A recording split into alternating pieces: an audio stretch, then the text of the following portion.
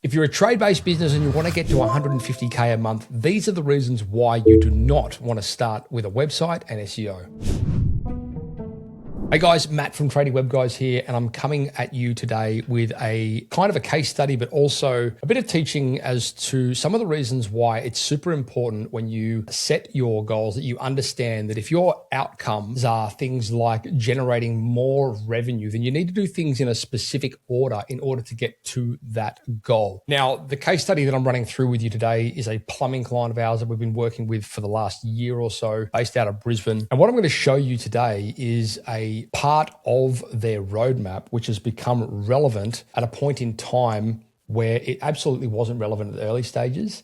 And the reason for that is plain and simple. It didn't align with what their immediate goals were. So what we have here is a business, and they wanted to get their turnover from where it was, which was 50K per month, and they wanted to get it to 100K as quickly as they can, as part of their initial conversation. So although it may be relevant at a certain point in time, building the website for them and running things like SEO is never going to help them get to that target, or it's certainly not going to help them get there fast enough. Yes, it is relevant in the greater scheme of things in terms of their ecosystem, and I'm about to show you what that looks like. But for them to fast track to that result, we needed to be smart about how we did it. Well, if we look at where they started,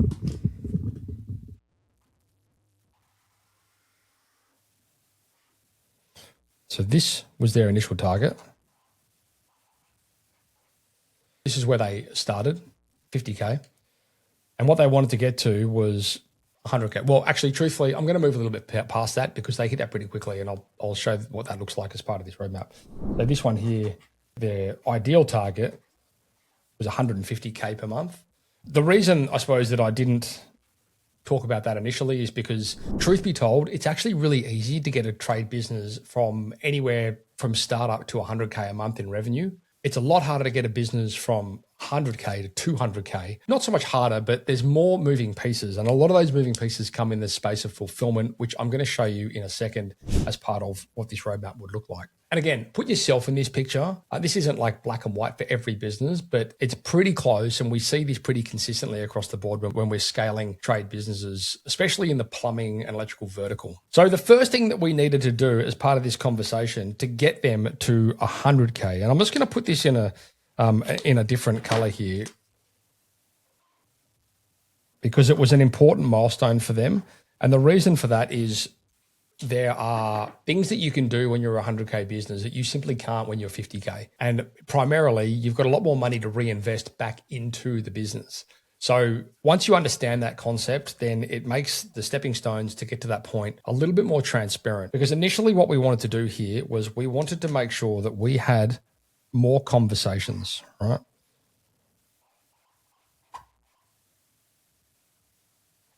Convos, more of.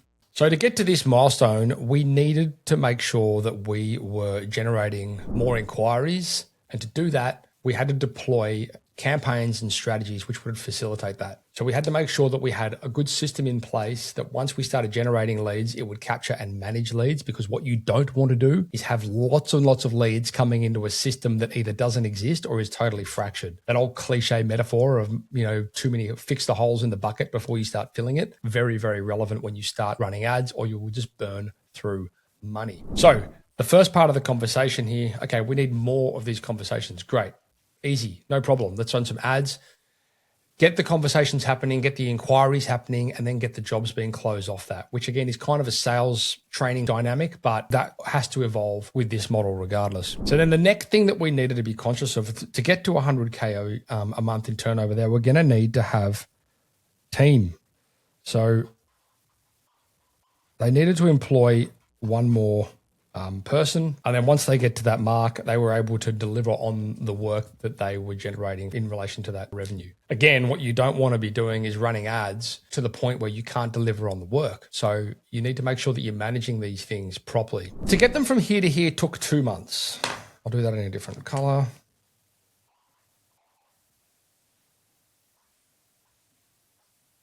Took them 2 months to get there.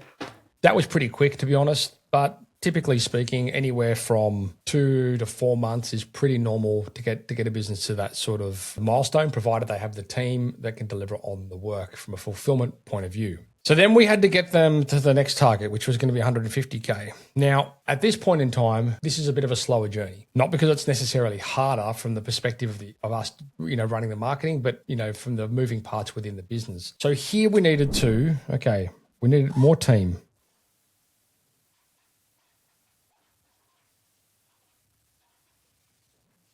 We also, at this point, needed to make sure that we weren't entirely dependent on running ads. And this is where this whole thing becomes relevant, because right here, we were saying, okay, well, we're spending a lot right now on ads and we're completely dependent.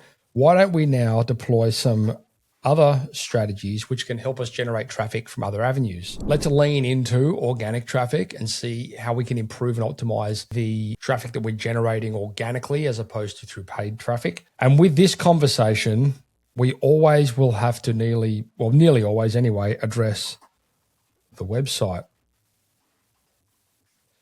The reason for that is quite simple. If you have a website that is old and dated, running SEO to it may not always be the best possible answer in terms of conversions anyway. You've got to think of it like this. Your website is a conversion tool, and then the traffic that you drive to it is the marketing. So you want to make sure that when traffic does land on your website, it's got a good chance of converting. And for that, there are factors that need to be considered. I'm not going to get too much into that today, but I am going to show you a bit of a before and after snapshot of what that looks like for this specific client. This is where we are currently at right now. And this is what I'm showing you, the step in the case study for this stage. Now, they're currently at about 120K a month in revenue, and they will be probably 150K a month within the next, I would say, 2 to 4 months. I'll show you now what their website looked like, and then I'll show you what their new one looks like to give you an idea of why it's important and the things that we've done on this website to help us reduce our dependency on ads and, importantly, make their marketing ecosystem a little bit more holistic.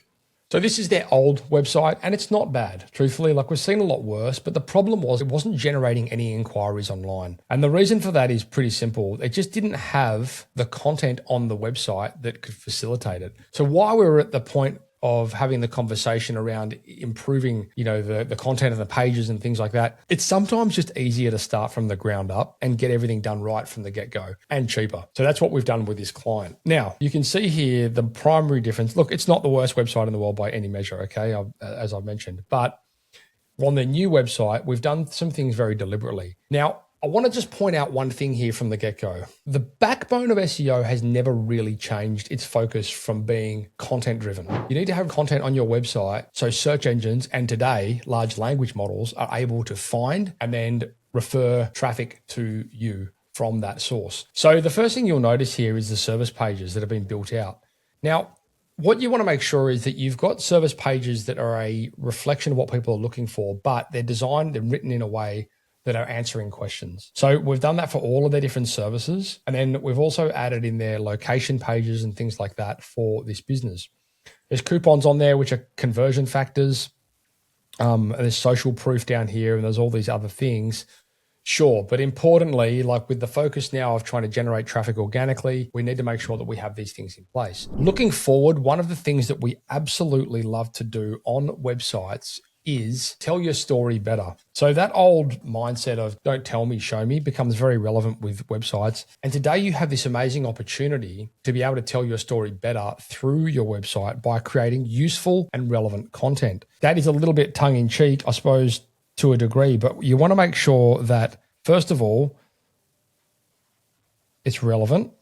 So what does that mean? If you've got a plumbing website, you don't necessarily want to have things on there that are talking about how you can clear block drains with like acid and this kind of stuff. It's what people are actually looking for. It's relevant to the service, the location. And when people are typing it into the search engines, you need to think like them. I'm looking for a plumber in North Brisbane that can help us with a block drain, these kind of things. So it's relevant, it's useful,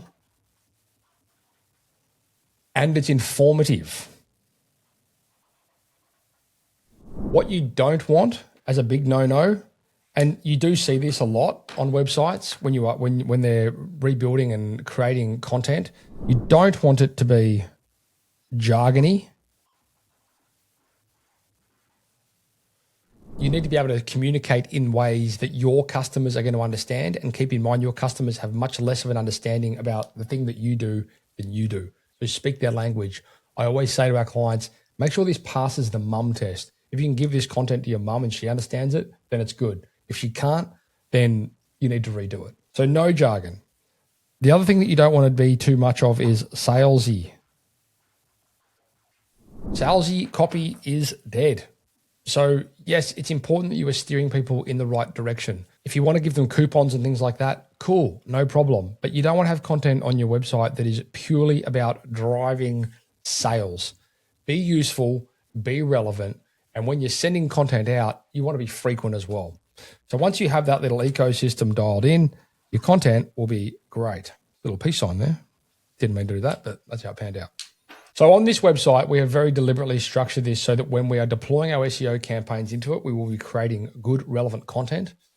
We will be optimizing the content for both Google search, as in search engine platforms, large language models. By the way, if you didn't know this already, traditional Google search is down about 70% because large language models are creating snippets, which are giving people the reason not to click on the actual pages.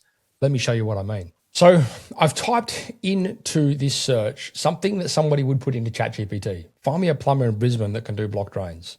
And what you'll see, first of all, is sponsored results. And then as you scroll down, you'll see more sponsored results. So these are Google ads. These are paid listings.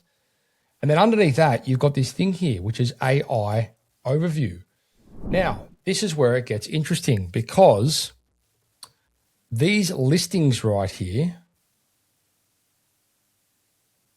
are steering people towards phone numbers and things like that without them having to click on anything. And that is the reason why traffic is down 70% when it comes to organic, which is very useful information for you because it means you have a lot of opportunity to be front and center right here. So keep that in mind. As part of any SEO strategy, you want to make sure that your website is able to be found on large language models. So in summary, it is very important that if you're going to be building a website, you're going to be deploying SEO or doing anything for that matter within your business, that you have a clear strategy on what the goalposts look like and what the milestones look like in order to get you to that goal. If that is a conversation that you would like to have, we run this as part of what we call our Impact Roadmap sessions. There's a link to it in the description. If it sounds like something you want to talk about, you know what to do. While you're here, make sure you subscribe to the channel because we do a lot of this content and we don't want you to miss out on the next one.